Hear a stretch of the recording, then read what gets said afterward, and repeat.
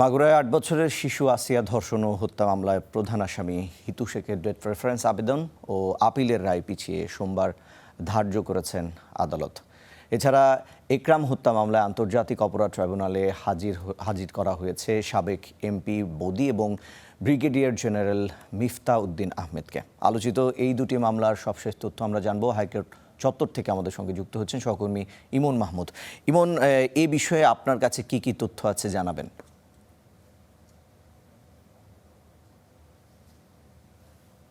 রোজ সকাল 10:30টার পরই হাইকোর্টের বিচারপতি বিশ্বদেব চক্রবর্তী এবং কে এম রাশিদুজ্জামান রাজার সমন্বয়ে গঠিত বিশেষ বেঞ্চ, সেই বেঞ্চের কার্যক্রম শুরু হয়। আজ মাগুরার শিশু আসিয়া হত্যা মামলার যে হত্যা এবং ধর্ষণ মামলা ছিল, সেই মামলাটির রায়ের জন্য ধার্য ছিল এবং যে আদালতের যে কার্যতালিকা রয়েছে সেটিও কার্যতালিকায় এক নম্বর আইটেম হিসেবে উল্লেখ ছিল। সে প্রেক্ষিতেই আজকে সেই হিসেবেই আজকে রায় ঘোষণার জন্য দিন ধার্য ছিল। আমরা যখন এবং এরপরই মূলত যখন রাষ্ট্রপক্ষের আইনজীবী তিনি একটি আবেদন দেন যেন আজকে রায় ঘোষণা না করে রায় ঘোষণার দিনটি পেছানো, এর পরিপ্রেক্ষিতে বিচারপতি যে দ্বৈত বেঞ্চ তারা জানান যে এই মামলাটি সোমবার রায় ঘোষণা করা হবে।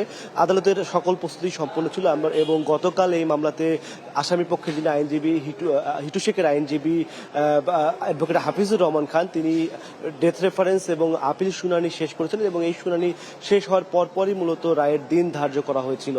এর আগে গতকাল নুসরাত হত্যা মামলার রায় ঘোষণা হয়েছিল দুপুর পর্যন্ত এবং দুপুরের পর থেকে বিকাল পর্যন্ত এই মামলাটির শুনানি চলে। এর আগে এই মামলাটির শুনানি শুরু হয়েছিল গত সপ্তাহের বুধবারে। সেখানে রাষ্ট্রপক্ষের আইনজীবীরা এই মামলাতে হিটু শেখ কি কারণে জড়িত এবং তার বিরুদ্ধে কি ধরনের ফরেন্সিক প্রমাণ রয়েছে, আই উইটনেস মোট 29 জন প্রত্যক্ষদর্শী সাক্ষী ছিলেন, সেই ঘটনাগুলো বিস্তারিত তুলে ধরেন এবং এই ঘটনার প্রেক্ষিতে যে পাল্টা যুক্তিতর্ক এবং হিটু শেখের পক্ষে যে বক্তব্যগুলো সেগুলো রাষ্ট্রনিযুক্ত আইনজীবী হাফিজুর রহমান খান তিনি আদালতে তুলে ধরেছিলেন এবং আগামী সোমবার হয়তো বোঝা যাবে এই মামলাতে চূড়ান্ত রায় কি হতে যাচ্ছে। এছাড়া আপনি আরেকটি যে বিষয়টি বললেন যে কক্সবাজারের সাবেক কাউন্সিলর একরামুল হককে মাদক বিরোধী অভিযানের নামে হত্যা করা হয়, সেটি ক্রসফায়ার নামে অভিহিত করা হয়েছিল বন্দুকযুদ্ধ নামে এবং এরপর সেখানে সে সময় এই ঘটনাটি ব্যাপক আলোড়ন তুলেছিল। বিশেষ করে যখন তাকে হত্যা করা হয়েছিল সেই সময় একরামুল হকের সাথে তার স্ত্রী এবং পরিবার, তার কন্যারা মোবাইল ফোনে সংযুক্ত ছিলেন এবং একটি কল রেকর্ড সে সময় ব্যাপকভাবে সামাজিক যোগাযোগ মাধ্যমে ছড়িয়ে পড়ে। সেই মামলাটির তদন্ত শুরু হয়েছে আন্তর্জাতিক অপরাধ ট্রাইব্যুনাল এবং তদন্ত শেষ করে সেই মামলাটির আনুষ্ঠানিক অভিযোগপত্র গত 26শে জুলাই দাখিল করেছে প্রসিকিউশন। সেই আনুষ্ঠানিক অভিযোগপত্রে ক্ষমতাচ্যুত প্রধানমন্ত্রী শেখ হাসিনা সহ মোট 11 জনকে আসামি করা হয়েছে। 26 জুলাই যখন এই অভিযোগপত্রটি দাখিল করা হয় সেই দিনই অভিযোগপত্রটি আমলে নিয়ে পলাতক যে আসামি রয়েছেন এই মামলাতে তাদের বিরুদ্ধে গ্রেপ্তারি পরোয়ানা জারি করা হয় এবং যারা পুলিশ কাস্টডিতে ছিলেন অর্থাৎ জেল হাজতে ছিলেন তাদেরকে আদালতের সামনে হাজির করতে বলা হয়। এই মামলাতে আসামি করা হয়েছে ব্রিগেডিয়ার জেনারেল মিফতা উদ্দিন আহমেদ, যিনি সেই সময় কক্সবাজারের র্যাবে কর্মরত ছিলেন এবং ওই আসনের সংসদ সদস্য আব্দুর রহমান বদি, সাবেক সংসদ সদস্য, তাকেও এই দুজনকে ট্রাইব্যুনালে হাজিরের বিষয়ে বলা হয়।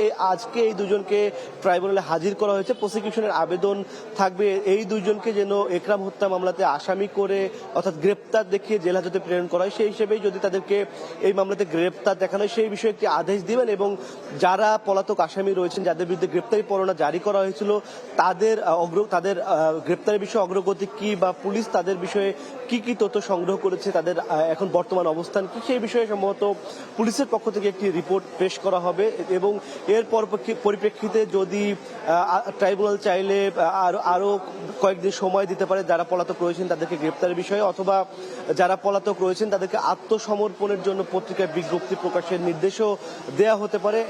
এই মামলাটি আজকে 12টার দিকেই ট্রাইব্যুনালের কার্যতালিকায় এটি ওঠার কথা রয়েছে এবং প্রসিকিউশনের আবেদনের প্রেক্ষিতে আসলে ট্রাইব্যুনাল কি ধরনের আদেশ দেয় সেটি ট্রাইব্যুনালের কার্যক্রম শুরু হলে আসলে বিস্তারিত তথ্য তখন জানানো যাবে। এখন পর্যন্ত ট্রাইব্যুনাল এবং হাইকোর্ট থেকে আমার কাছে এই ছিল। রিশান। ইমন, আপনাকে ধন্যবাদ।